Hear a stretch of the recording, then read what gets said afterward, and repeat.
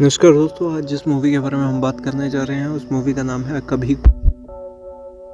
यशवर्धन यश रायचंद दिल्ली में एक धन व्यवसायी है जो अपनी पत्नी नंदिनी और बेटे राहुल और रोहन परिवार के अन्य सदस्यों के साथ रहते हैं। उनका बड़ा बेटा राहुल गोद लिया हुआ है। यह बात उसे 8 साल की उम्र में पता चलती है। हालांकि नंदिनी उसे बहुत प्यार करती है और राहुल अपने माता पिता के प्रति कर्तव्य की गहरी भावना के साथ बड़ा होता है और अपेक्षाओं पर खरा उतरने की कोशिश करता है। बड़े होने पर राहुल को चांदनी चौक की एक जिंदा दिल युवती अंजलि शर्मा से प्यार हो जाता है। यश वर्ग भेद के कारण इस रिश्ते में सहमत नहीं होता और चाहता है कि राहुल नैना कपूर से शादी करे, जो उसकी पारिवारिक मित्र है और चुपके से उससे प्यार करती है। अंजलि के प्रति राहुल के प्यार को समझते हुए नैना अलग हो जाती है और राहुल रिश्ता खत्म करने के बारे में सोचता है, लेकिन अंजलि के पिता की अचानक मृत्यु के बाद उसे शादी कर लेता है। जवाब में राहुल को यश अस्वीकार कर देता है, जिससे वह अंजलि और उसकी छोटी बहन पूजा के साथ लंदन चला जाता है। दुखी नंदिनी परिवार की नानी सईदा उनके पास भेजती है। इससे तुरंत बाद रोहन को बोर्डिंग स्कूल भेज दिया जाता है। 10 साल बाद रोहन अपनी पढ़ाई पूरी करके घर लौटता है। दादी नानी के बीच हुई बातचीत से राहुल के अलगाव का उसे पता चलता है और वह परिवार को फिर से मिलाने का संकल्प लेता है। वह लंदन में MBA करने की अनुमति मांगता है। राहुल को ढूंढने के बहाने उसे लंदन ले जाता है। वहां पहुंचकर उसकी मुलाकात पूजा से होती है, जो अब एक यूनिवर्सिटी की छात्रा है।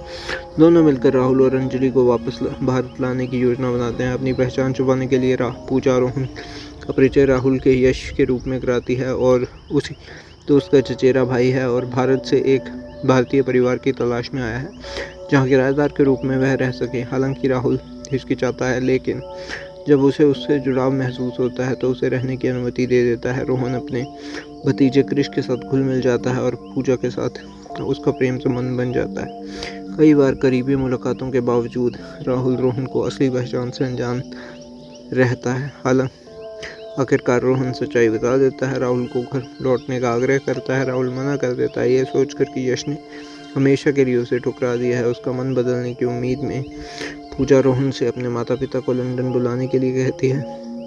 नंदिनी और यश पहुंचते हैं। हालांकि नंदिनी राहुल के भावनात्मक रूप से जुड़ जाती है, लेकिन वह अपने विषय से दूर रहता है।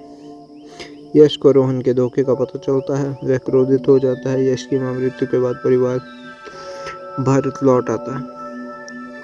राहुल अंतिम संस्कार में शामिल होता है। रोहन और पूजा के आग्रह पर नंदिनी की खातिर कुछ समय के लिए वापस आने के लिए तैयार हो जाता है। दिल्ली में परिवार अंजलि के औपचारिक स्वागत की तैयारी करता है और रोहन और पूजा की सगाई की घोषणा कर दी जाती है। समारोह के दौरान यश सार्वजनिक रूप से राहुल को अस्वीकार करने के लिए खेद व्यक्त करता है और स्वीकार करता है कि उसके सख्त स्वभाव के बावजूद वह हमेशा उससे प्यार करता था। दोनों एक भावनात्मक पुनर्मिलन के साथ मिल जाते हैं। फिल्म का अंत रोहन और पूजा की शादी के जश्न के साथ होता है, जो रायचंद परिवार की एकता की बहाली का प्रतीक होता है। तो दोस्तों, ये थी इस मूवी की स्टोरी। आपको ये मूवी कैसी लगी कमेंट बॉक्स में ज़रूर लिखिए। ये था मेरा रिव्यू। मैं मिलता हूँ आपको किसी और मूवी के रिव्यू के साथ। तब तक के लिए बाय।